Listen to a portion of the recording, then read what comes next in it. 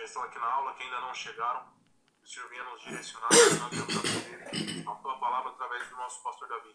E o seu nome seja glorificado em nome de Jesus, Pai. Amém. Amém, graças a Deus. Então vamos lá, irmãos.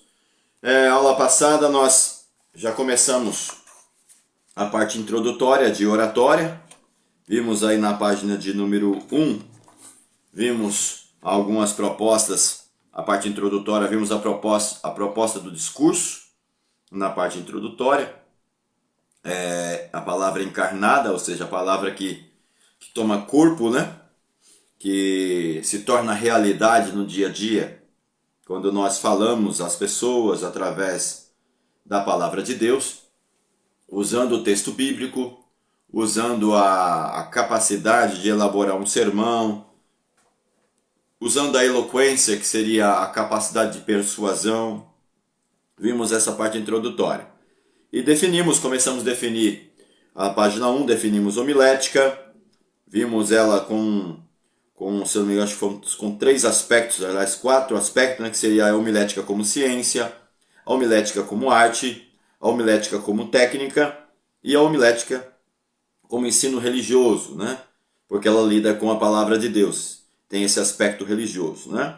Vimos aí outras definições, pegando a raiz do termo homilética, né, olhando lá na página número 2, homilética vem de homilia, que significa associação, companhia. Homilética vem de homiléu, que significa falar, conversar, né? Que tem a ver com a conversação também, né? Falar, conversando. No ponto 4, vimos outras definições, definimos pregação, que é o ato pelo qual se expõe uma ideia. Definimos a palavra mensagem, que é a ideia ou a filosofia de uma pregação. Vimos a palavra sermão, que é um discurso de caráter religioso, usado mais pelos cristãos, né? Vimos a arte da pregação, ou seja, a pregação ela é vista como arte quando ela trata da beleza, da organização, da criatividade, da imaginação que se usa para poder elaborar o sermão. E vimos a homilética como ciência, porque ela tem as suas classificações dentro de estudos, né? Porque nós estudamos o objetivo de sermões, classificações, gêneros, tipos, estruturas e etc. Vimos ainda na página 2 a origem e a definição da palavra oratória, que é a parte principal desse primeiro bloco, dessa matéria, né? Onde surgiu a oratória, surgiu na Itália, como que surgiu ela, por conta de quê, né? Tem a ver muito com a questão dos discursos que os advogados faziam diante das defesas, dos juízes da época. Então a oratória ela surge como uma capacitação para os advogados, né? Aqueles que tinham que defender eloquentemente os seus clientes diante do juiz, diante das acusações, dos promotores de acusação na época. Aí na página de número 3, vimos aí o 6º ponto, o mantra da oratória cristã. A tríade da comunicação, ou seja, mantra aqui no sentido a frase, né, da oratória cristã, ou seja, a tríade da comunicação. Aí nós vamos trabalhar o termo ethos, vamos trabalhar o termo pathos e vamos trabalhar o termo logos dentro da oratória em si. Na aula passada nós começamos já um pedacinho aí, falamos sobre a oratória cristã, que não é apenas a arte de falar bem, mas o exercício de comunicar a verdade de forma encarnada, né? O ato de falar deve ser um veículo de transmissão de pensamentos e ideias, né? Ou seja, quem fala não fala por falar, ele fala sempre veiculando através da sua fala uma ideia, um ponto de vista, uma tese, um pensamento pelo qual ele defende através do sermão, né? E para que esse veículo cumpra a sua função, ele deve estar fundamentado em 3 pilares indissociáveis, que seriam esses que nós vamos trabalhar hoje junto com vocês aqui, tá bom? Então, na aula passada tinha algumas pessoas que não estavam presentes, conforme a gente for colocando aí, vocês sentindo a necessidade, podem parar, pode perguntar, pode questionar e a gente vai vendo o que a gente consegue fazer junto com vocês, desenvolvendo o conteúdo desta matéria, tá bom? Espero que aprendamos um pouco mais hoje juntos, em nome do Senhor Jesus, tá bom? Vamos lá, ethos. O que seria ethos, né? É da palavra ethos que vem a palavra ética, né? Que vem a palavra ética, que está associado ao pilar da credibilidade. Ethos seria o pilar da credibilidade, seria o primeiro pilar. O orador, né? O orador ou o pregador, esse é o primeiro pilar do orador, do pregador, seria o ethos. É o pilar da credibilidade.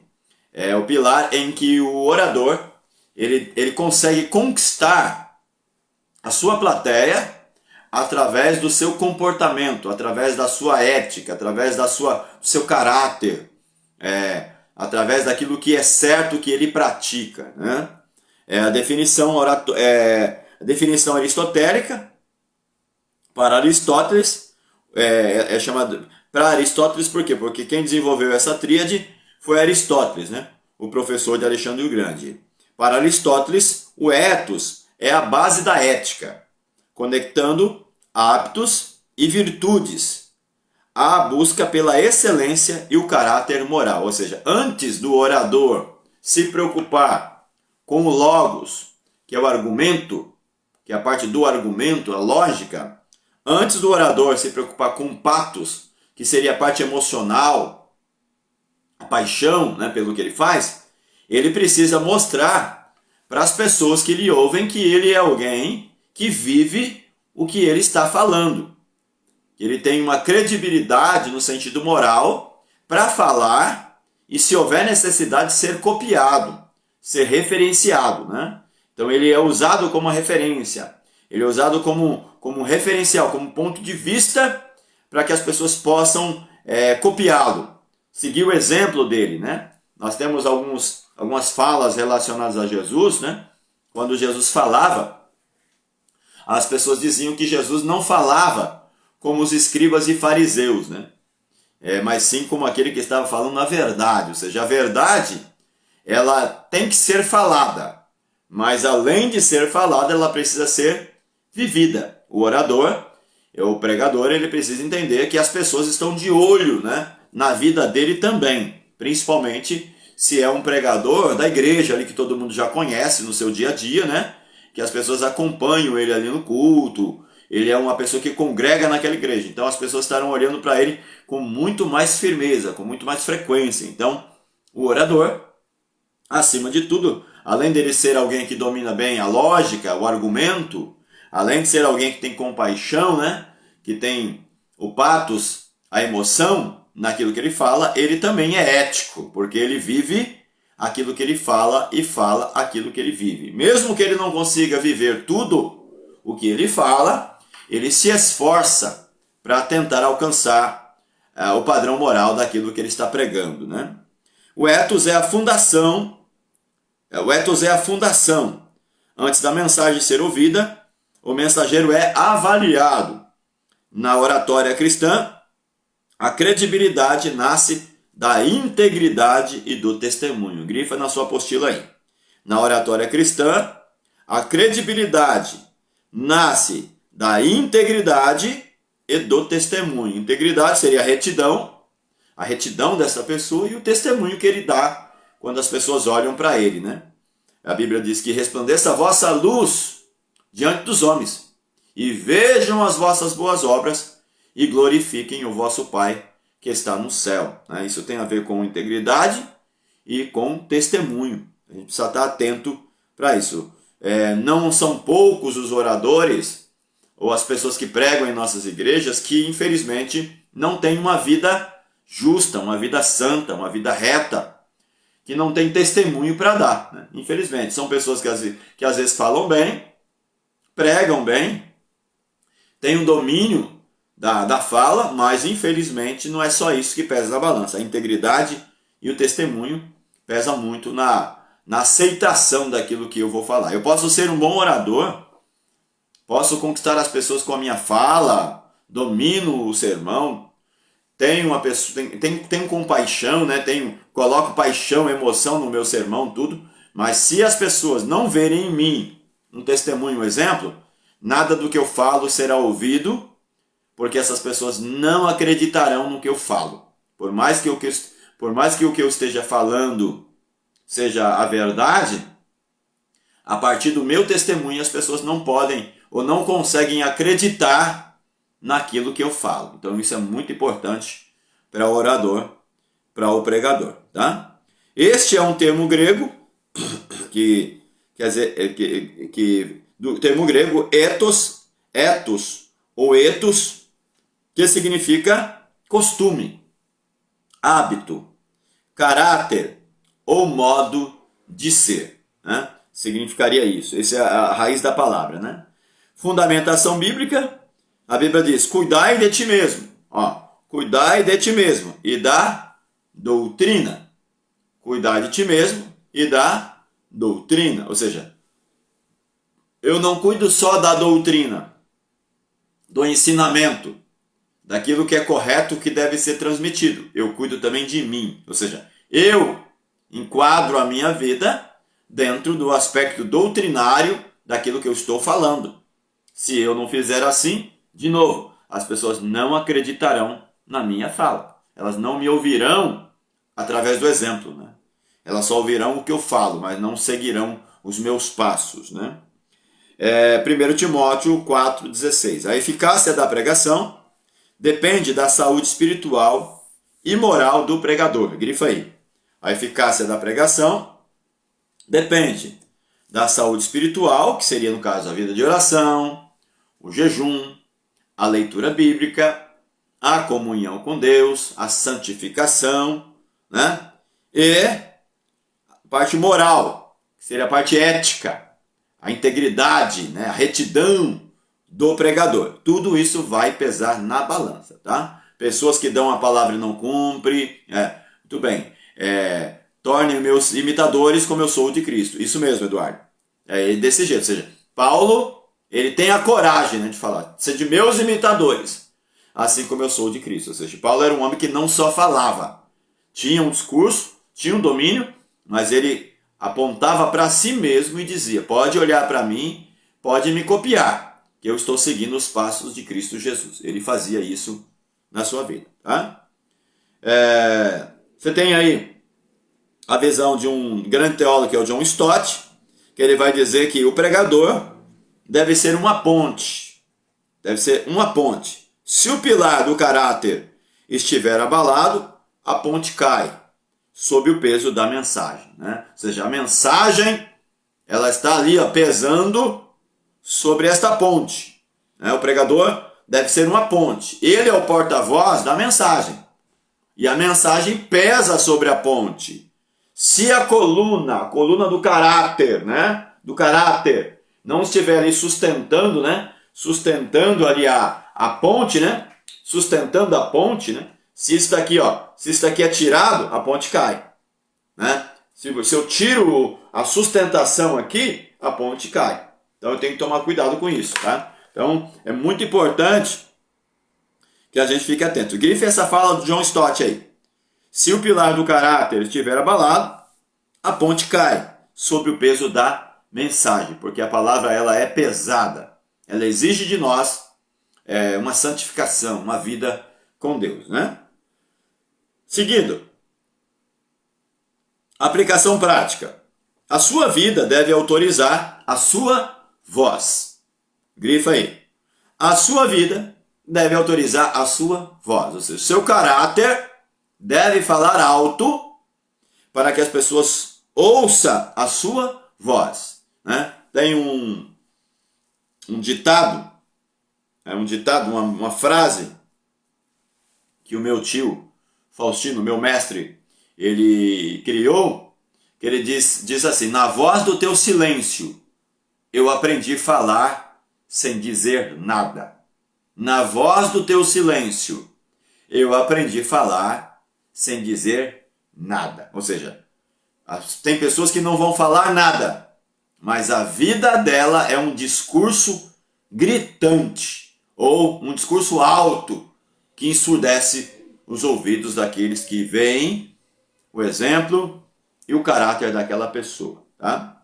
Aí você tem aí uma frase: o silêncio de um homem íntegro comunica mais do que a eloquência de um hipócrita. Olha só. Né? O silêncio de um homem íntegro comunica mais do que a eloquência de um hipócrita. O que é um hipócrita? O hipócrita é o falso. É aquele que fala, mas não vive. É aquele que fala, mas não pratica. Né? Lembra aquele ditado? Ouça tudo o que eu digo, né? Ouça tudo o que eu digo, mas não siga o meu exemplo. Não tem como, né? Quando a gente quer, de fato, ouvir uma pessoa, né? Quando a gente tem essa disponibilidade de ouvir uma pessoa, né? Normalmente a gente quer que essa pessoa também tenha uma vida com Deus e possa passar para nós um exemplo daquilo que de fato ele vive, né? Então a gente tem que estar atento a esta questão aí. A irmã Neuci colocou aqui, deixa eu ver, nós temos duas frases aqui. O Eduardo colocou: torne-se meus imitadores como eu sou de Cristo. Ele dava o exemplo, né?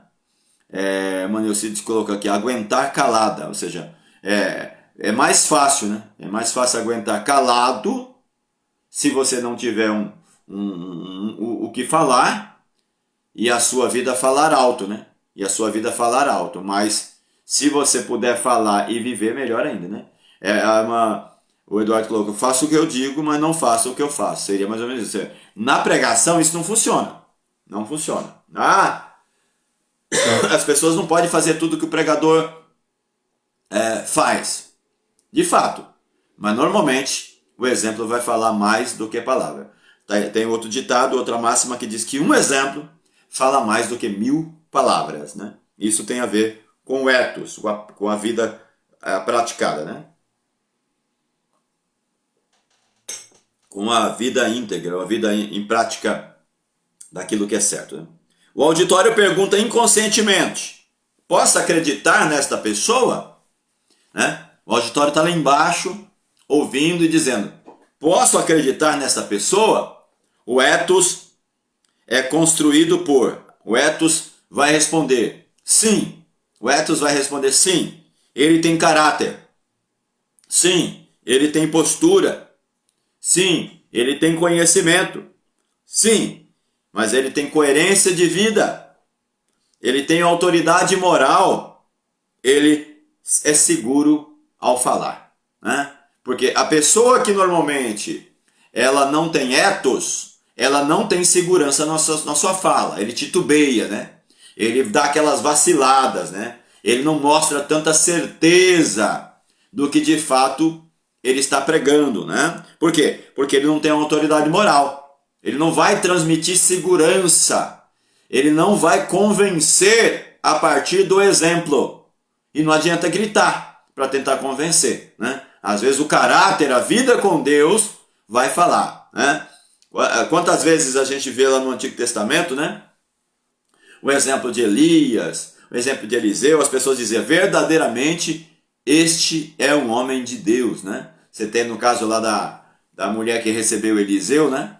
Que ele construiu até um quartinho para ele, em cima uma kitnetzinha pro profeta, porque ele tinha uma credibilidade tão grande que a mulher passou a respeitá-lo, né? Ou seja, a vida dele falava muito mais alto do que as suas palavras, né? Então, não basta só conhecimento, não basta ter uma capacidade de fala. É necessário que tenha caráter, postura, coerência de vida, autoridade moral. Assim sendo, nós teremos segurança ao falar, ao dizer, né? Então, esse daí foi o ethos. Perguntas sobre essa primeira base do tripé de Aristóteles. Perguntas aí, questionamentos, o que vocês queiram fazer alguma colocação, fique à vontade aí.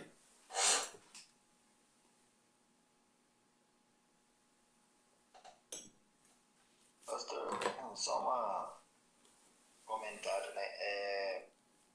O senhor está falando de caráter, né? De moral, de ethos, e tem muito pregador, pessoa bem, assim, às vezes conhecida no mundo do gospel, né? Que prega muito bem, pessoas se convertem, e até o mover do Espírito Santo, né? Pessoas batizadas com o Espírito Santo choram. E depois passa, às vezes, um mês ou sei lá quanto tempo, e aí descobre uma grande falta dessa moralidade dessa pessoa. E aí essas pessoas meio que se desiludem, né? Ficam iludidos. Na verdade, eles não conseguem acreditar mais no evangelho, na igreja, por causa disso. E há uma dúvida que às vezes paira na cabeça das pessoas em relação a isso, né? Que Deus, aquela pessoa, as pessoas não conseguem separar, né? Para falar, nossa, aquela pessoa era uma bênção, né? E agora, digamos que a casa caiu, né? Todo mundo descobriu que aquela pessoa às vezes traía, aquela pessoa usava alguma droga, alguma coisa assim. Existe alguma forma da gente trazer de uma forma mais clara não para o pegador ou para a pessoa que está de fora assistindo todo esse movimento, né? Que fica um pouco confusa? Então, o caminho, Eduardo, o caminho é sempre a educação cristã, o ensinamento, né? Você vê, eu sempre digo que os crentes, os cristãos que normalmente frequentam os cultos de ensinamento, eles recebem essas advertências no que diz respeito a essas pessoas, né? O nosso papel é sempre olhar para Cristo, e a Bíblia diz, com todas as letras, né, que é lícito que venham os escândalos, porque o ser humano, ele é assim, ele peca, ele transgride, ele traz escândalo, mas a Bíblia também diz, ai de quem através de quem vem esses escândalos, né? Mas o papel do pastor, o papel do líder, o papel da igreja é sempre advertir, né? Principalmente o novo convertido, a pessoa que está chegando agora, para que ele não se desiluda, né? para que ele não se iluda, né? Para que ele não se iluda com o ser humano no que diz respeito às promessas que eles fazem, esse verniz, né? Esse verniz que é passado nas pessoas sem que de fato a madeira esteja boa, né? Às vezes o verniz está lá brilhando, bonitinho, mas por baixo daquela casca está cheio de madeira apodrecida, cheio de cupim, né? E essa é a natureza humana, né? Que a gente tem hoje em dia. Então acho que o caminho que tem que seguir é o estudo da palavra, a oração e o discernimento acima de tudo, e saber que os seres humanos são falhos. Mas o papel principal é do pastor de orientar, de advertir, né? De discipular e dizer, irmãos, não é só porque aqui nós dizemos nós pregamos santidade, pregamos justiça, pregamos amor, nada disso está errado. Mas entenda bem uma coisa, quando um ser humano errar, continue olhando para Jesus, continue olhando para a palavra de Deus, porque Jesus nunca errou, a palavra de Deus nunca errou e Deus nunca errou, o Espírito Santo nunca errou. Então acho que o caminho é o quê? É abrir o olho, é advertir, é orientar, né? Normalmente aqueles que se escandalizam, né? Aqueles que abandonam a igreja, que se escandalizam, são aqueles que não criaram estrutura, que não têm aquela maturidade que deveria haver ainda, né? Que já deveria haver, pelo tempo que já se passou na fé dessa pessoa. Não dá para entender que uma pessoa de 5, 10 anos já na igreja se escandalize facilmente com um adultério, um deslize de alguém da igreja, porque se a gente for olhar para as escrituras sagradas, as duas cartas que Paulo escreve, que estão na Bíblia, que é 1 Coríntios e 2 Coríntios, né? Essas duas cartas escritas por Paulo, são duas cartas abençoadíssimas, né? Com muita doutrina, muita orientação, falando de dons, de ceia, de muita coisa. E essa igreja de Coríntio é a igreja que a Bíblia diz que tinha todos os dons. Paulo vai dizer lá na primeira carta, nenhum dom vos falta. Vocês estão em abundância em termos de dons. Só que em contrapartida, era uma igreja que tinha muitos escândalos. Tinha muitos escândalos. O principal escândalo era um afilhado se relacionando com a sua própria madrasta. E Paulo diz, há pecado no meio de vocês que nem no meio dos ímpios acontecem. Mas nem só por isso as pessoas abandonaram a fé. As pessoas deixaram de acreditar em Cristo. E como você bem colocou o texto aí, sede meus imitadores, assim como eu sou de Cristo. Ou seja, naquilo que um homem está imitando Cristo, eu imito ele. Eu sigo o exemplo dele. Mas daquilo que ele errar, opa, deixa ele lá. Ele que se vire com Deus, ele que se ajeite, né? Eu acho que esse seria o caminho, no caso. O caminho da orientação, da advertência, né?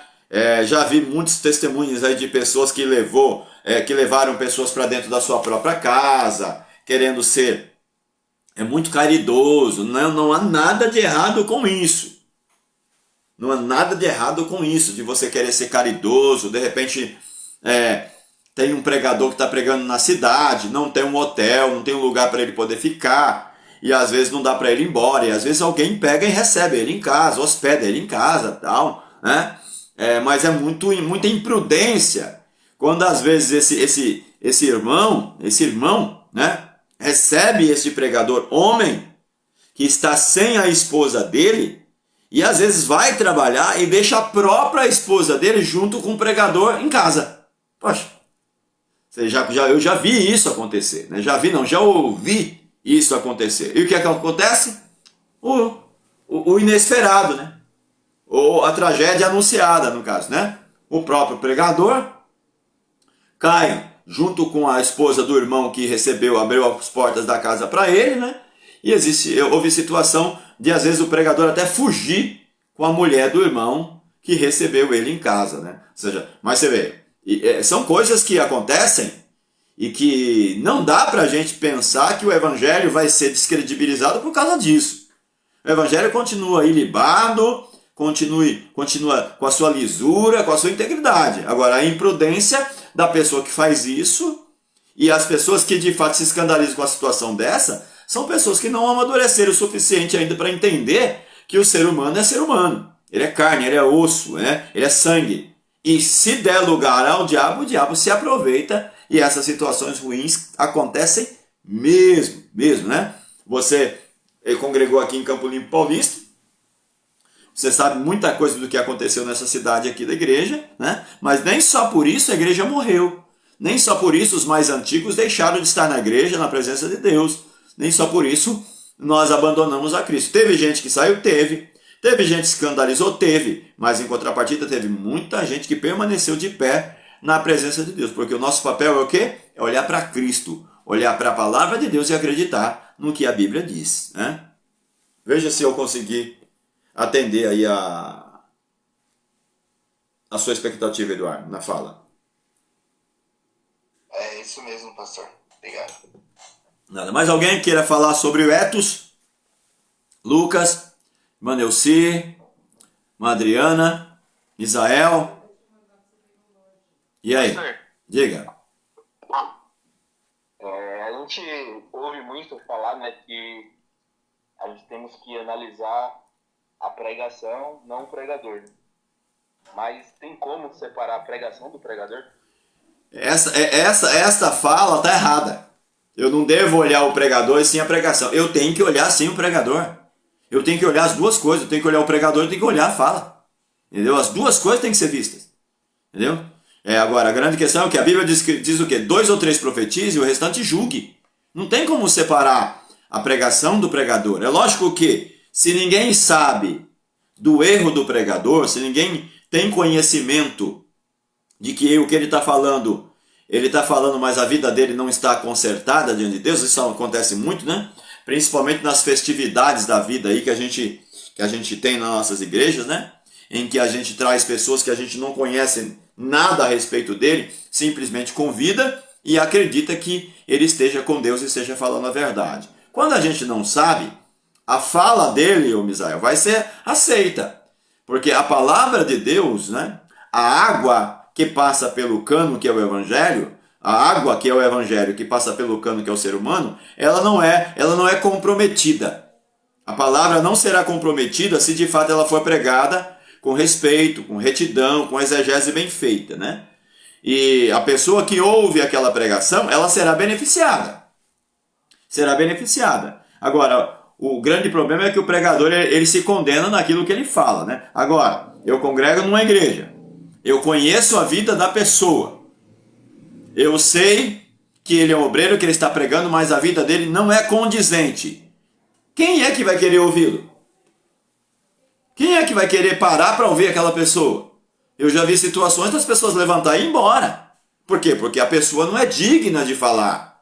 A pessoa não tem caráter suficiente para falar. Ou seja, o próprio pastor daquela igreja precisa estar atento. Sentar e conversar com a pessoa, corrigi-la, tentar apontar para ela os seus erros. Se ela se arrepender, sim. Beleza, todo mundo pode se arrepender e acertar a sua vida com Deus e viver, voltar a fazer o trabalho de Deus, voltar a pregar a palavra, não há problema nenhum, né? Nós estamos aqui para jogar ninguém para o inferno. Agora, se a pessoa é um enganador, vive uma vida totalmente falsa, dúbia, como é que as pessoas vão querer ouvir uma pessoa dessa? Né? Se não tem ethos, se não tem ética na vida dele. Pode falar bonito, pode pregar bonito, pode ter um vocabulário rebuscado, mas se ele não conseguir conquistar o respeito da plateia com o seu caráter, com a sua integridade, com o seu testemunho, ninguém vai querer aceitar a fala desse pregador. Então eu não vejo, Misael, para mim, eu, Davi Lucas, se eu sei da vida da pessoa, não tem como eu separar a pregação dela daquilo que ela é. Automaticamente ele vai gerar descredibilidade na sua fala. Automaticamente. Isso é fato. Não tem como a gente separar. Pelo menos eu penso. Pode falar, Mila. E Jesus, eu acho que é em Mateus que ele fala, né?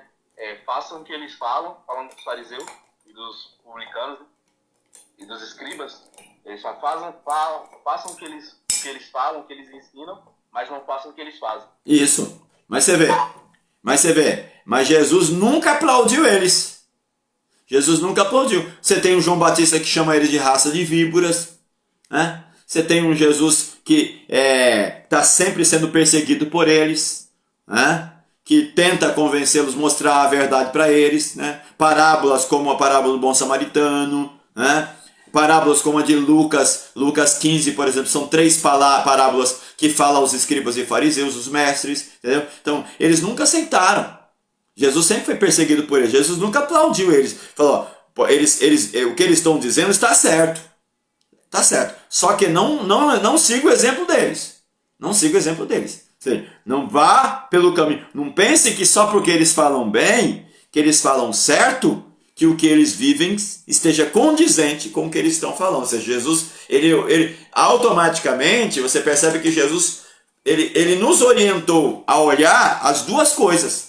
Tanto o que eles dizem, como a vida deles. Ou seja, não tem como separar. Não tem como, infelizmente. Ou a gente que prega, que ensina, que fala, toma cuidado com a vida que vive, ou senão vai se comprometer gerando uma descredibilidade em sua própria vida diante da plateia que o ouve, né? Isso é fato, não tem como fugir disso, tá? Veja aí, Misael, se foi suficiente a nossa fala. Bem, pastor. Veja aí, Lucas, Adriana, Monelci, se quiserem falar também, por favor, fiquem à vontade, esteja à vontade, porque isso é aula, né? Nós precisamos aprender. Vamos lá. Pastor Davi, tá ótimo. Tá bom, então tá bom. Então vamos lá, vamos seguir então. Vamos seguir. Vamos agora para o patos. Patos, né? Deixa eu só pegar uma caneta aqui rapidinho, antes que eu me esqueça. Vamos lá. Patos. O pilar da conexão. Se lá em cima seria o pilar da credibilidade, agora aqui nós veremos o pilar da conexão. Seria o quê? A emoção, né? A emoção. Não tem como pensar em um pregador que não tenha patos, que não tenha emoção, que não coloque emoção em sua fala. Vamos lá. Patos do grego pathos, significa etimologicamente sofrimento, paixão, emoção ou experiência, né? Todas essas palavras podem ser usadas como significado da palavra pathos, né? Lógico que aqui no caso a palavra que mais se encaixa dentro do que nós estamos ensinando, que seria oratória, seria paixão e emoção, né? Na oratória, a palavra evoluiu para descrever a capacidade de comover. Grifa aí. Na oratória, a palavra evoluiu para descrever a capacidade de comover, né?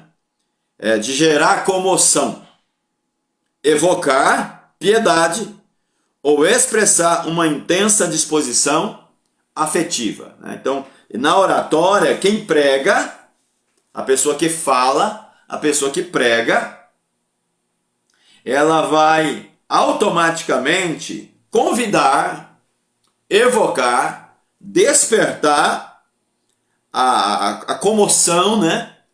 A emoção e a comoção das pessoas quando lhe ouvem, a piedade, o amor, a bondade, né? E a intensa disposição afetiva, ou seja, o pregador ele vai despertar a pessoa a sentir, né? No pathos, o pregador prega sentindo, ele prega colocando emoção, colocando paixão naquilo que ele fala. E isso não pode ser superficial, tá? Isso não pode ser superficial, isso tem que ser verdadeiro, porque a pessoa que nos ouve sabe, ela sabe se de fato é superficial ou é verdadeiro. A pessoa pode até querer enganar, mas lembrando que nós estamos lidando com o povo de Deus. Este povo, eles têm o Espírito Santo de Deus em suas vidas. Então não adianta você pensar que as pessoas simplesmente vão te ouvir e você vai chorar, vai se emocionar, embargar a voz e as pessoas não vão entender que de fato você esteja apelando para a emoção. É um emocionalismo, né? Não é emoção no sermão, é um emocionalismo, é uma apelação à emoção. Aí entra de novo, né? Quando nós somos conhecidos ali na igreja que a gente congrega, as pessoas já conhecem o nosso jeito diário, conhecem o nosso comportamento, conhecem um pouco do nosso temperamento, do nosso vocabulário, do tom da nossa voz. Então, para nós que já estamos naquela igreja, não adianta você querer apelar para o emocionalismo, porque ele pode denunciar a falsidade na sua fala. Vai estar mostrando que você não está sendo verdadeiro no tom de voz, no choro, na voz embargada que você está usando, né? Então, no pathos, o pregador, ele coloca-se, ele se conecta, ele faz essa conexão, essa ponte conectiva de ir ao ouvinte e se identificar com a necessidade dele. O ouvinte que chora, o ouvinte que clama, o ouvinte que geme, ele sente isso na pregação, ele coloca a emoção na pregação, se conectando com aquele que está ouvindo, né? Isso tem a ver também com a oratória. Aí você segue. O pathos é o que torna a fala relevante. É a capacidade de inserir no discurso, num contexto da vida prática dos ouvintes. Ou seja, por quê? O pathos, ele se importa com o estado emocional, com o estado espiritual do ouvinte, não só com o intelecto. O logos, que é o terceiro, vai se preocupar com o intelecto. Mas o pregador, o orador, quando ele se preocupa com o pathos, com a parte emocional, ele se identifica com aquele que fala. Já viu aqueles pregadores secos, que não se emocionam em nada? Né?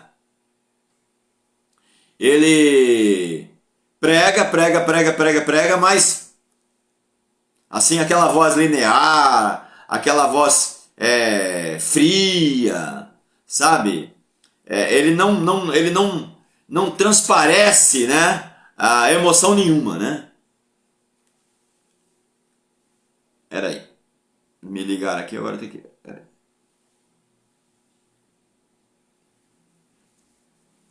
Vamos lá.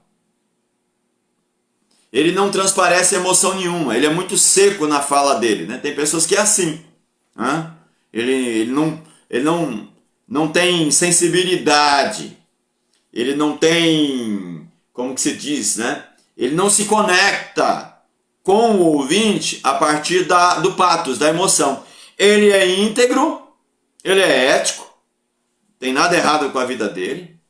Ele tem o logos, ele domina bem o argumento, domina bem a fala, só que ele não coloca a emoção na fala. Ele é muito seco. Ele é muito indiferente com o ouvinte no que diz respeito à necessidade do ouvinte. Né? Por exemplo, você chama as pessoas que estão doentes para orar. Você fala àqueles que estão entristecidos, aqueles que estão feridos, depressivos. Poxa, você falar sobre esse assunto de maneira seca, você não convence a pessoa que está te ouvindo a acreditar em você. Você não convence. Certo? Você pode ter um argumento bom, mas se você não colocar paixão na sua fala, as pessoas não vão aceitar o que você está dizendo. Tá? É a capacidade de inserir o discurso no contexto da prática dos ouvintes, ou seja, o dia a dia do ouvinte. Né? Essa questão do patos aqui pesa principalmente para a mulher. Né? Quando você vai pregar e você tem mulheres no ambiente. Né? A mulher... ela é muito emocional, né? Ela é muito emotiva. Então, se você é muito seco, você não consegue atingir, principalmente a plateia feminina da igreja, né? Você pode atingir até o homem, porque o homem ele gosta muito daquilo que é racional, né? Ele é emotivo, mas ele é mais racional do que emotivo. A mulher não. A mulher é mais emotiva do que racional. Então, dependendo da plateia que estiver te ouvindo, né? Você vai gerar um desinteresse muito grande das pessoas te ouvirem, porque você não consegue se conectar e se identificar com a sua plateia. Vai ficar faltando essa conexão. Esse segundo tripé aí, né? Página 4. Definição. É o apelo à empatia. Por isso a palavra patos, né? A palavra patos é da onde vem patologia. É da onde vem a palavra empatia. O que é empatia? É eu me colocar no lugar do outro. Eu sentir a dor do outro. Eu sentir a emoção do outro. Né? Então, a patos é o apelo à empatia e à compaixão. Né? Sem patos, ou sem a emoção, o ensino é frio. A pregação ela é fria. É distante. Fica muito distante, né? Não gera transformação naquele que está te ouvindo. Apenas é apenas transferência de dados ou de informações, né? É apenas isso, mas não gera a conexão com o ouvinte. Ele não se identifica com você, porque você não se identificou com ele, entendeu? Então não adianta. Eu ouço pregações que às vezes são muito boas mesmo assim, convence, bem construída, bem elaborada, só que às vezes falta, né, o sentimento, né, na pregação. A gente que é homem, como eu disse, nós vamos ouvir e para nós está muito bom. Mas para a mulher, para a ala feminina, né, para um adolescente, para criança, que são mais emotivas, quando entendem, né, o que está sendo falado, não vai alcançar. Vai ficar. Essa parcela, esse pedacinho, né, essa grande parcela dos ouvintes, grande parte dos ouvintes não vai ser convencido. Vai faltar esta parte. Né? Fundamentação bíblica. E Jesus viu uma grande multidão e foi possuído de íntima compaixão. Olha só, e foi possuído de íntima compaixão. Ou seja, Jesus ele pregava, ele ensinava, operava milagre, mas ele também tinha dó da multidão. Tinha íntima compaixão. Tem um texto que vai dizer pois via aquela multidão como ovelha sem um pastor. Né? Quando ele foi lá ressuscitar Lázaro, né? E Jesus chorou. Vede, Senhor, já cheira mal, tem 4 dias. Está aqui, e Jesus chorou. Ou seja, Jesus não era insensível. Jesus não era alguém desconectado da realidade do ser humano da época. Ele se identificava. Ele estava alinhado com a necessidade do ser humano. Tanto é verdade que Jesus não morou em Jerusalém, no centro, nas metrópoles. Né? Não, ele não foi morar na metrópole, foi morar lá em cima, lá no recanto, na parte norte, lá na Galileia, né? Nazaré, cidade esquecida. Pode vir alguma coisa boa de Nazaré? Era assim que eles pensavam. Ou seja, mas lá ele era alguém bem querido, bem quisto pela sociedade, se identificava com eles. Era um carpinteiro, um construtor, homem com mãos grossas, pele grossa, trabalho, queimada do sol, cabelos queimados, barba grande queimada do sol. Era um homem do povo, né? Então, Jesus ele se conectou facilmente com as pessoas. Olha a parábola do filho pródigo. Olha a parábola do filho pródigo, como que ela é interessante, né? Quanta emoção você tem na parábola do filho pródigo. Ó, a primeira parábola do ovelha. Alegrai-vos comigo. E houve muita alegria porque achou a ovelha perdida. Alegria. Patos. Alegrai-vos comigo porque eu achei a minha dracma perdida. E o pai disse, era necessário que alegrássemos, porque este meu filho estava morto e reviveu. Estava perdido e foi achado. E começaram a se alegrar. Patos, emoção, alegria. Então você vê, a fala de Jesus, os discursos de Jesus, as parábolas de Jesus são carregadas de muito patos. Então o pregador, ele precisa se conectar com os ouvintes através da emoção. Como eu disse, nada exagerado e nada teatral. Tem que ser verdadeiro. Deixa o Espírito Santo de Deus agir sobre você. Deixa ele agir. Tem momentos que a gente vai chorar, tem momentos que a gente vai rir, tem momentos que a gente vai sentir, mas deixa o Espírito Santo de Deus agir. Ou seja, o pregador, ele não pode ser insensível à ação do Espírito Santo e não pode ser insensível à necessidade do ouvinte no que diz respeito às emoções, às necessidades pessoais do ouvinte. Não é só letra fria que vai para a cabeça. É fogo que arde no coração e na alma. Né? Jesus falava a partir da dor do povo, para curar o povo. Né? Você vai ver isso nos evangelhos de Jesus, ó, um monte de vez. Né? Aí você tem aí a fala do Dr. C.S. Lewis, né? O grande teólogo, professor, romancista, crítico literário, né? Irlandês, um ex-ateu. Ele vai dizer que o patos é a imaginação batizada. Né?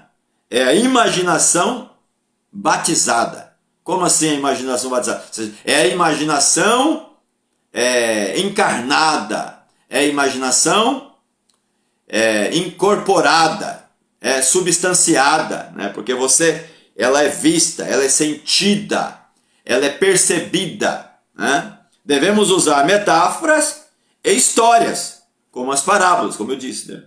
Para que o ouvinte sinta a verdade antes mesmo de explicá-la logicamente. Né? Quem aqui assistiu aí as Crônicas de Nárnia, né?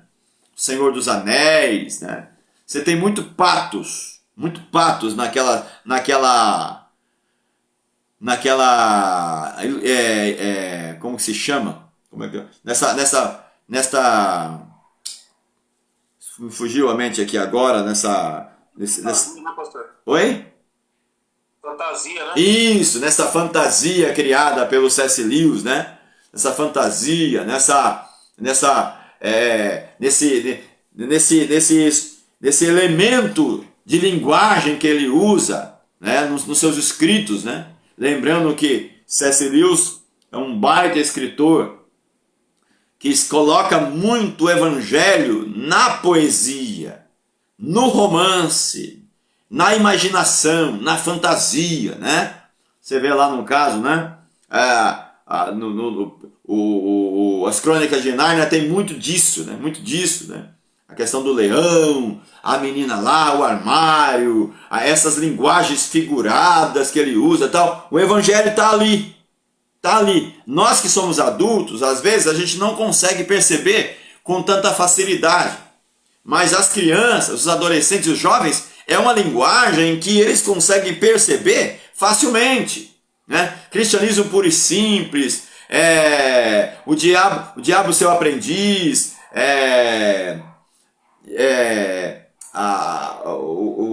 o luto. São livros, ele tem uma pancada de livros escritos que usa a imaginação, usa muito patos nas suas escritas, né? Então o pregador, ele pode usar esta linguagem, esse artifício, para enriquecer a sua pregação. Não há problema nenhum. Como eu disse aos irmãos, né? Não é emocionalismo por emocionalismo. Não é emocionalismo puro, né? Mas uma pregação que tenha uma boa criatividade, que tenha boas colocações, bons exemplos, boas ilustrações, né? Então, às vezes, é o que se diz aqui. O ouvinte, às vezes, ele vai sentir o que você diz, ele vai sentir na sua fala, e depois é que ele vai explicar. Depois que ele vai, de fato, alcançar, vai deixar a lógica funcionar, né? Porque às vezes a fala, a palavra, os vocábulos, os termos, o discurso é carregado de muita emoção, na voz embargada, no tom de voz que evoca a emoção, né?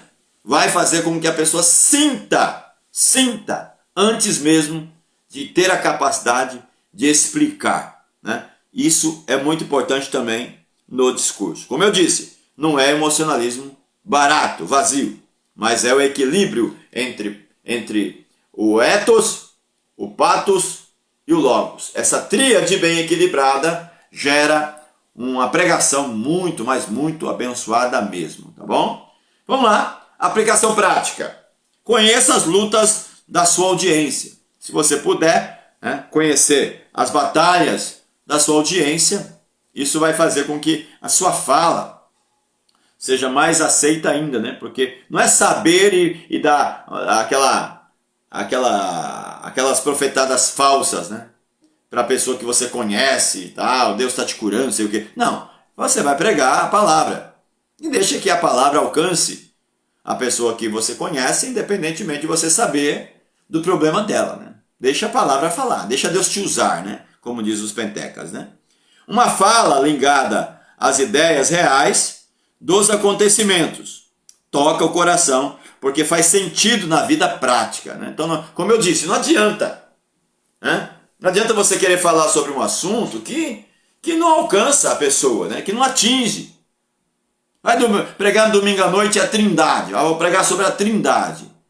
Poxa, para você pregar no domingo à noite a Trindade e alcançar a necessidade do teu ouvinte, você tem que ter uma capacidade muito grande, né? Uma habilidade muito grande para poder pregar sobre um assunto como Trindade e alcançar, né? Escatologia, por exemplo, né? As pessoas pregam, às vezes gostam muito de pregar escatologia, mas você tem que tomar muito cuidado. De repente você fala muito sobre o futuro e não fala nada sobre o presente. A pessoa quer resposta para o problema dela naquele momento. A pessoa quer uma solução naquele momento. Ela quer uma palavra que possa ir de encontro à necessidade dela naquele momento. Eu não duvido que as pessoas possam pregar escatologia e alcançar o ouvinte. Mas é perigoso, porque às vezes vai ser muito teórico, né? Vai ser muito mais para cá do que para a alma, para o coração, né? O auditório pergunta: isso mexe comigo? Né? Se você pudesse perguntar para a plateia, né? A minha pregação mexeu com você? o que o ouvinte diria? O que ele falaria, né? Ele acreditaria naquilo que você de fato diz, ou seja, a reação do ouvinte em relação à sua fala com ethos, ética, integridade, santidade, e a sua fala diante do ouvinte com patos, com emoção, vai gerar uma reação do ouvinte. E a grande pergunta é essa: o que eu falei mexeu com você? É interessante que o próprio pregador, o próprio orador, ele vai perceber a reação do seu público, né? O pregador, aquele que já tem uma certa caminhada na fala, na pregação, nos discursos, né? Ele consegue perceber facilmente quando o seu ouvinte reage diante da sua fala. É uma mão levantada, é um glória a Deus, aleluia, é um soquinho lá no ar, né? É lágrimas que desce, são testas enrugadas, né? As sobrancelhas cerradas, né? É um olhar para baixo, né? É um olhar para cima, é uma adoração. Essa reação do ouvinte, ela denota que de fato ela está prestando atenção no que o pregador está dizendo e ela está gostando, ela está respondendo à fala do pregador, do orador. Então, o pregador, o orador, ele sabe quando as pessoas estão reagindo diante da sua fala. Só que o pregador também sabe quando as pessoas não estão reagindo. O pregador também sabe, né? Sabe quando não reage. E às vezes quando não reage, isso pode ser um problema. Pode ser um problema. Lógico que depende muito da igreja que você vai pregar, né? Tem igrejas que as pessoas não reagem mesmo, né? Você pega as igrejas tradicionais, mais conservadoras, né? Que eles não acreditam na manifestação dos dons espirituais, como as igrejas batistas tradicionais, presbiterianas tradicionais, luteranas, anglicanas, metodistas, congregacionais, em todas elas que são mais conservadoras, eles são bem frios assim na reação em relação ao que o pregador fala. Mas cada pessoa dentro do ambiente da sua igreja, ele sabe como avaliar se de fato a sua fala está sendo aceita ou não pela plateia que o ouve, né? Então, toma cuidado com isso. Aí você tem aí no caso, né? O auditório pergunta: isso mexe comigo? O Patos trabalha o quê? O Pato vai trabalhar sentimentos. O ouvinte vai dizer o quê? Isso mexe comigo se você trabalhar sentimento, imaginação. Você usou imaginação na sua fala. A imaginação aí não é a imaginação de você inventar coisa no meio da pregação que não tem nada a ver com o assunto. É você usar a imaginação para criar exemplos, histórias, ilustrações que possam trazer clareza para o seu sermão, para a sua pregação, para a sua fala. Esse é o dever de todo pregador, né? A empatia, ou seja, ele se colocou no meu lugar, ele sentiu a minha dor. O ouvinte sente, ele se conecta. Opa, esse pregador, ele se preocupa comigo, Deus está usando ele para falar comigo. Olha, ele está na fiação, ele está alinhado com Deus. Então, o ouvinte ele vai perceber isso, né? Paixão, né? Opa, o ouvinte sentiu que de fato o pregador colocou paixão na sua fala, se emocionou naturalmente, houve um choro, houve um temor, houve uma manifestação corporal que pudesse manifestar esta emoção, o patos, na vida do pregador. O ouvinte vai perceber. Então você tem que ficar atento em relação a isso. Houve compaixão, não só paixão, emoção na fala, mas houve compaixão. Ele se importou comigo. Poxa, eu queria tanto lá para frente para receber uma oração por dele. Eu queria tanto que ele orasse por mim para que Deus me ajudar. Ou seja, o pregador teve essa preocupação de chamar para orar, né? De chamar as pessoas, de fazer uma oração no final do sermão. Curve a sua cabeça, eu quero orar por você. Eu quero abençoar a sua vida. Eu quero que Deus abençoe a sua semana, a sua família, a sua casa. Essas são atitudes do pregador que vai demonstrar compaixão. E o ouvinte percebe isso. As pessoas gostam de ouvir isso. É bom, é gostoso, né? Indignação. Indignação com o quê? Indignação com o quê? Com o mal, com aquilo que está errado, com o pecado. com a injustiça social, com a frieza. Então, essa indignação, ela vai ser manifestada através da fala. Mas não dá para você manifestar essa indignação seco, frio, porque senão as pessoas não acreditam no que você está dizendo, né? Alegria. Pregador tem alegria na fala dele, ele é descontraído, em alguns momentos ele quebra o gelo um pouquinho ali para não ficar aquele discurso tão sério, né? Porque tem pregações que às vezes ela é pauleira, né? É paulada ali em cima, é em cima de paulada, né? Ou seja, o pregador conseguiu se descontrair um pouquinho, conseguiu quebrar um pouco o gelo ali na sua fala, né? Então faz parte também na vida do pregador. O pregador não tem que ser um palhaço, né? Você não é chamado para ser um palhaço no púlpito. Mas, se você conseguir ter essa descontração, ajuda. Vai valer a pena. Tá? E esperança. Esperança. Você transmitiu esperança para o teu ouvinte na sua fala. Você transmitiu esperança. Ó, vai dar certo. Nós vamos conseguir. Deus está contigo. Ele se importa com você. Não desista, né? Não deixe a caminhada, não abandone. No meio, dependendo do tema, do assunto da pregação, poxa, se você consegue despertar a esperança do seu ouvinte, pelo amor de Deus, isso é magnífico, é maravilhoso, né? Muito bom você sair de um culto em que a pregação termina, você chegou massacrado, sem esperança de nada, com a vida totalmente arrebentada. Problemas, enfermidades, perseguições, lutas, desemprego, mas a palavra, ela te levantou, ela colocou você para cima, ela te deu um up, né? E você sai daquele ambiente ali, né? Acreditando que de fato Deus vai fazer o melhor por mim. Isso é muito gostoso, né? Muito gostoso aí pensar. Então terminamos aí o capítulo falando sobre patos. Vamos lá, sobre o patos, né? Perguntas, colocações aí que vocês queiram fazer dentro desse ponto agora. Vamos lá, Lucas, Adriana, Neuci, Misael, Eduardo, fiquem à vontade.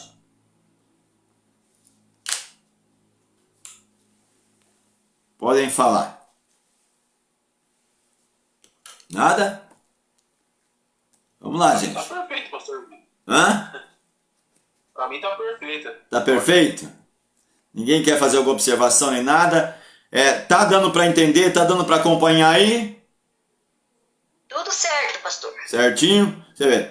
Essa matéria é uma matéria muito gostosa, ela não tem muitas complicações, ela é muito prática, né? Muito prática. Então, fique atento, anote, ouça bem, procure anotar, procure grifar o que tiver que grifar e não perca nada, né? Vamos agora para o Logos. Não sei nem se vai dar para terminar, que já são 7h13, mas vamos para o Logos, né? Quem é que está no Motorola Moto G67 aí? Pastor Dilson. Ah, o pastor Dilson que está aí presente. Nobríssimo e amigo pastor Dilson, seja bem-vindo. Bem, deixa eu perguntar que página que tá, meu pastor. Página 4, pastor Dilson. Página 4. Agora. Página 4. Nós estamos falando com ele. Estamos falando para eles agora o Logos, o 3, a parte 3. Essa parte o senhor chegou a pegar lá, mas aí o senhor dá uma recordada aí. Sim. Tá bom? Vamos lá então. Pastor Dilson, que alegria ter o senhor conosco. Vamos lá. Logos. A palavra Logos é da onde vem a palavra logia, né? Logia, teologia, antropologia, né? Então Logos vem dessa raiz aí. Que é o Logos? O pilar da verdade. Pilar da verdade. Se o primeiro é o pilar da ética, o pilar do caráter, o segundo é o pilar da emoção, é o pilar da conexão, onde eu me identifico com o meu ouvinte. Aqui agora é o pilar da verdade, é o Logos, é a razão, é o argumento, é a tese que vai ser defendida, a ideia, o pensamento, a linha de pensamento que vai ser defendida. Então você tem o Logos, é a estrutura, a lógica e a profundidade do conteúdo. Grifa tudo. Olha lá, o Logos é a estrutura, porque no sermão você vai ter que usar inteligência, sabedoria, lógica para estruturar bem o teu sermão.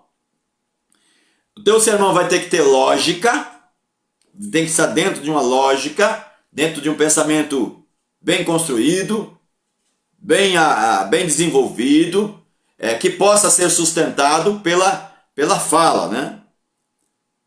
Pela argumentação.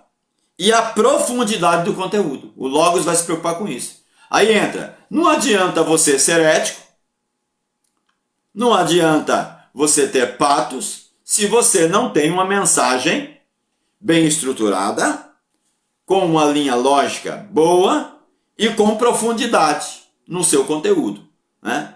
Não estou dizendo que não é importante os outros dois. Estou tentando argumentar agora de que a importância deste ponto, né? Porque tem pessoas que de fato têm uma vida com Deus, têm etos, têm emoção, que é o patos, mas quando vai falar, não sai nada. Não sai nada, não tem argumento, não consegue convencer, não consegue argumentar. Sabe aquelas pessoas que são crentes, tementes a Deus, vida de oração, vida de jejum com Deus, tudo bonitinho, tá tudo certinho, né? Tem uma emoção, tem uma paixão pelo evangelho, mas não tem um conhecimento profundo do conteúdo que ele trata. É lamentável. E a gente tem, olha, tem um monte assim, ó, as nossas igrejas estão cheias disso. Temos pessoas crentes verdadeiras, crentes que jejuam, que ora, que têm uma integridade, pontuais, dizimistas, ofertantes, está no culto, mas se doa, se conecta com o ouvinte e tal, mas infelizmente não tem a capacidade de preparação, não tem isso aqui que está atrás de mim, não tem material de pesquisa, não consegue pesquisar, não consegue ler, não tem paixão pela leitura. Irmãos, não tem como conceber um pregador que não leia. Não tem como conceber um pregador que não tenha paixão pela leitura. Pelo menos da palavra de Deus. Pelo menos das escrituras sagradas. Tem um texto, vai pregar um texto, me deram um tema lá, pastor Davi, qual que é? São João 3,16, não importa. Por mais fácil que seja o versículo, vai pesquisar, vai procurar o grego, comentários bíblicos, dicionários, vai ler o capítulo inteiro, vai ler os 2 capítulos anteriores do capítulo 3, tentar fazer conexões sobre o amor de Deus, sobre o sacrifício de Cristo, o Filho unigênito, tal, pesquisar o que é unigênito, pesquisar a palavra amor, se é ágape, se é filéu, se é estorgue, se é eros. Eu preciso cavar. É necessário cavar. Sabe? Isso se chama o grande reformador, se eu não me engano que foi João Calvino, né? Ele disse, orare e labutare. Não basta só orar. Tem que labutar. Tem que trabalhar em cima do texto.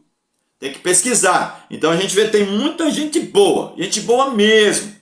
Conheço muita gente crente boa, só que, olha, não vai. Você dá meia hora para ele, ele fala 10 minutos, o restante é enrolation, né? Ele enrola. Então, o Logos, ele vai te dar essa capacidade de argumentação, né? É a organização do pensamento, para que a ideia seja transmitida com clareza. É a organização. Então, o Logos vai te dar capacidade de organização do seu pensamento. O que é o pensamento? É uma ideia.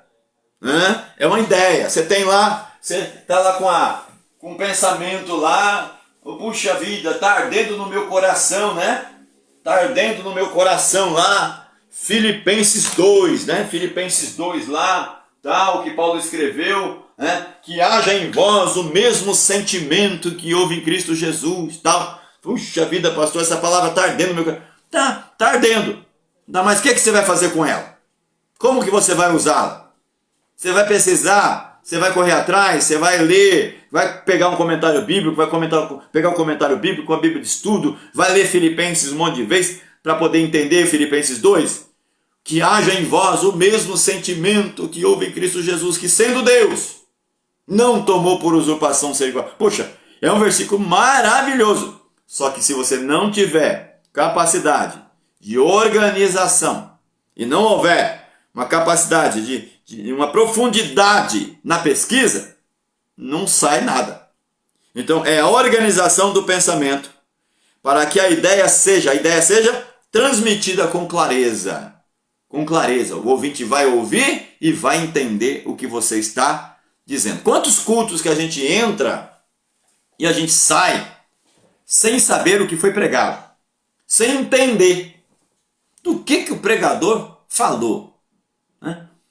Qual foi o assunto que o pregador pregou? Ou às vezes pega um versículo, pega um texto, começa nele, vai até um certo ponto ali, não tem mais argumento e começa a colocar outras coisas por fora, misturar tudo e vira aquela confusão, aquela bagunça toda e não convence, não convence. Definição: refere-se à prova lógica e à demonstração da verdade, né? Então, o logos, a definição é essa: refere-se à prova lógica, lógica aí vem de logos, que é razão, a prova racional, e a demonstração da verdade, né? Racionalmente falando. É o domínio das escrituras, da interpretação e da história. Ou seja, é o domínio das escrituras. Eu tenho escrituras na mão, tá lá, tenho escritura na mão. Mas é o domínio, eu tenho que dominá-la, eu tenho que saber manuseá-la. Né? É o domínio das escrituras, da interpretação, capacidade interpretativa e da história. Porque nada do que acontece na Bíblia acontece fora do tempo, fora do espaço. Eu preciso saber onde aconteceu, quando aconteceu, com quem aconteceu, por que o autor está escrevendo aquilo, para quem ele está escrevendo aquilo, que data que ele está escrevendo aquilo, que língua ele está escrevendo aquilo, qual o objetivo. Eu tenho que laborar no texto para poder entender tudo que o pregador quer dizer. Aí você tem uma fundamentação bíblica, escrita de Pedro aí, ó. Preparado para responder com mansidão e temor a qualquer que pedir a razão da esperança, ou a razão da fé, a razão do porquê você disse aquilo. A pregação, bem construída, você mostra para quem te ouve a razão pela qual você está falando tal coisa. Ah, estou pregando Filipenses 2. Qual a razão? Qual o objetivo? Você quer levar o ouvinte a entender o quê? Você quer convencê-lo a acreditar em quê? Que haja em vós o mesmo sentimento que houve em Cristo Jesus. Que sentimento? Que sentimento?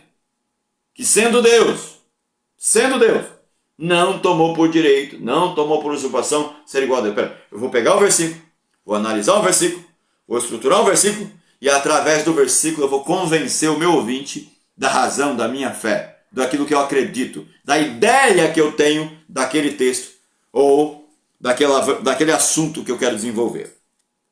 Aí você tem a dialética, a argumentação de Agostinho, né? O que Agostinho vai desenvolver, né? Com a dialética, com a argumentação. Ele vai dizer: entendo para crer. Entendo para crer. Ó, primeiro razão, depois coração. Eu entendo para crer e creio para entender. Essa conexão entre mente e coração, coração e mente, mente e alma, alma e mente, tudo conectado. As duas coisas precisam dar juntos, né? Ele vai dizer: a fé ilumina a mente. A fé, ela ilumina a mente. Creio para entender. Ou seja, eu não creio só por crer. Se a pessoa simplesmente crer por crer, isso é chamado de fideísmo. É fé na fé.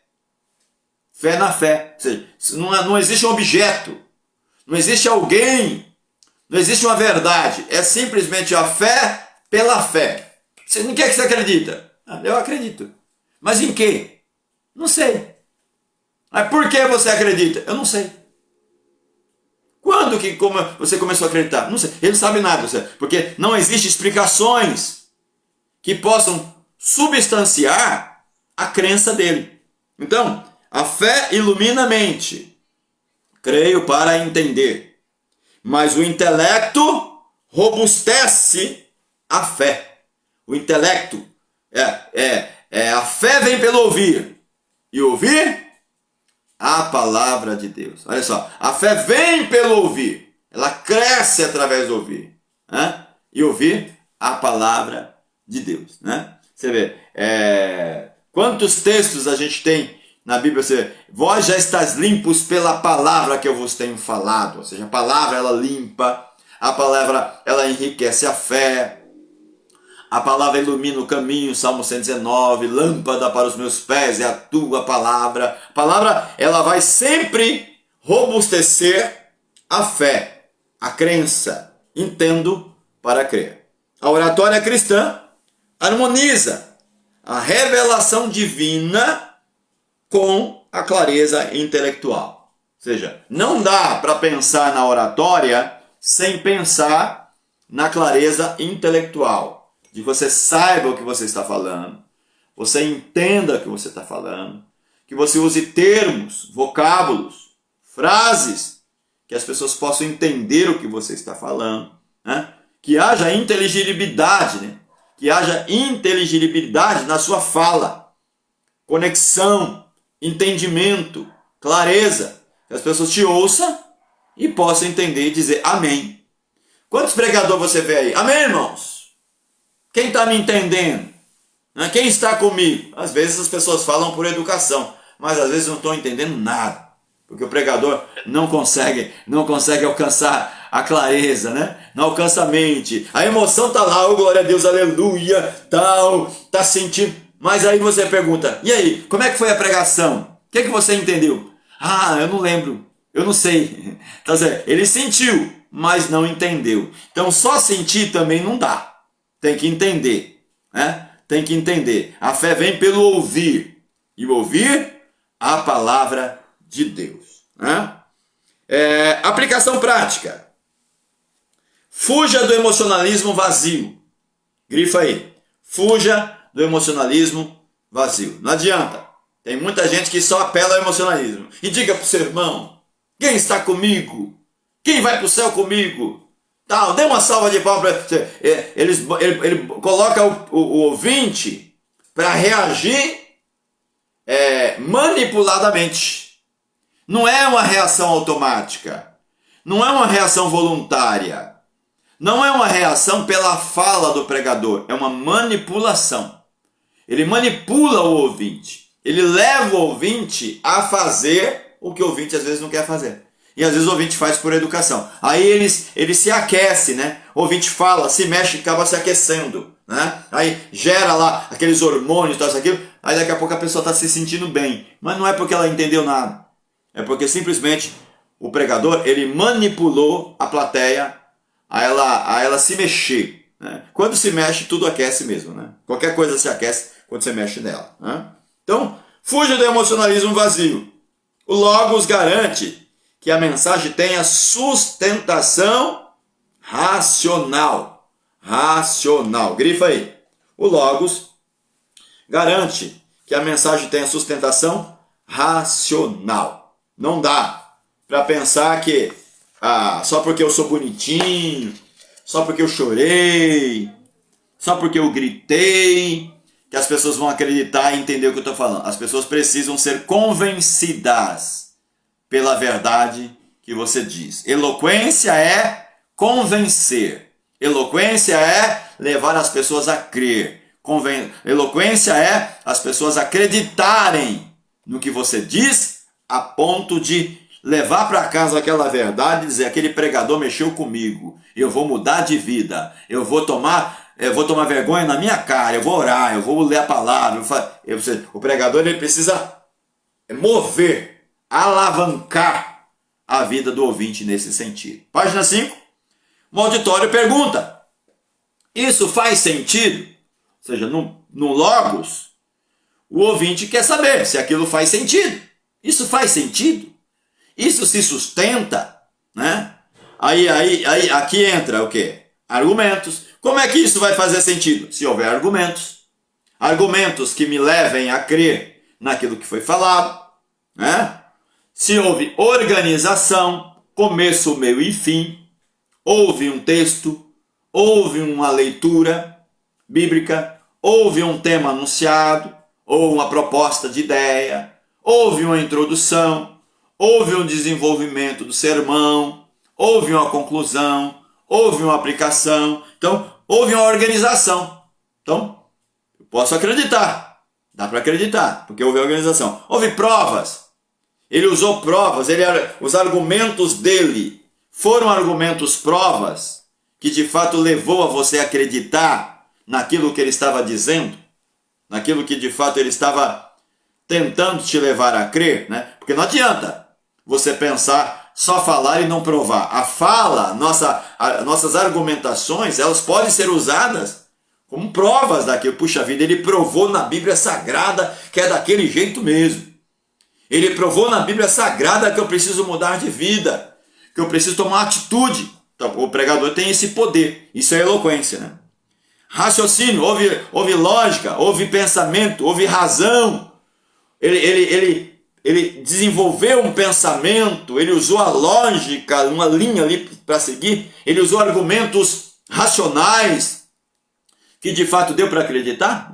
Houve um texto, ele leu um texto, ele trabalhou o texto, ele respeitou o texto, né? Ele reverenciou o texto, ele desdobrou o texto, ele interpretou, ele trouxe uma argumentação bem fundamentada na interpretação que ele fez do texto. Isso é logos, né? Houve evidências, né, de que de fato o texto interpretado é daquele jeito mesmo que foi interpretado, né? A expressão unigênito em São João 3,16 quer dizer único filho? É isso mesmo que quer dizer? Ou unigênito pode ter um significado mais abrangente, né? Ou seja, o pregador vai ter que usar argumentos que possa provar que de fato o texto evidencia que é aquilo que está sendo dito.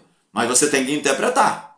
Você precisa achar argumentos que sustente a sua ideia, o seu pensamento, a sua tese, né? Coerência. Houve coerência na fala, houve coerência, começo, meio e fim, bonitinho ali. Ele começou no assunto, desenvolveu o assunto, terminou o assunto ali certinho, ou ele vagueou, trouxe muitas coisas por fora, muitos exemplos que fez com que os ouvintes ficassem perdidos e não conseguissem manter a linha de raciocínio ali que deveria seguir, né? Então isso vai pesar na balança na hora do ouvinte acreditar naquilo que você está falando. Então fique atento, fique esperto, porque tem muita coisa ainda para a gente aprender, tá bom? Vamos lá, perguntas ou questionamentos dentro do Logos aí, para que a gente possa fechar a nossa aula de hoje. Vamos lá.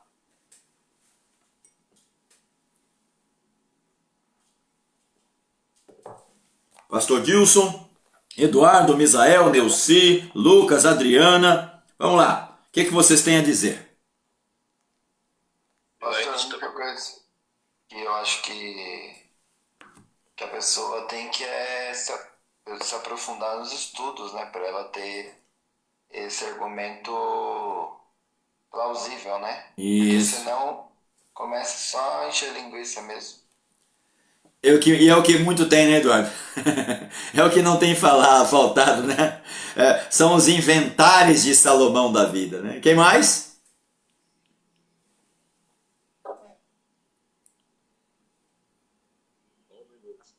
Pastor Dilson, quer falar?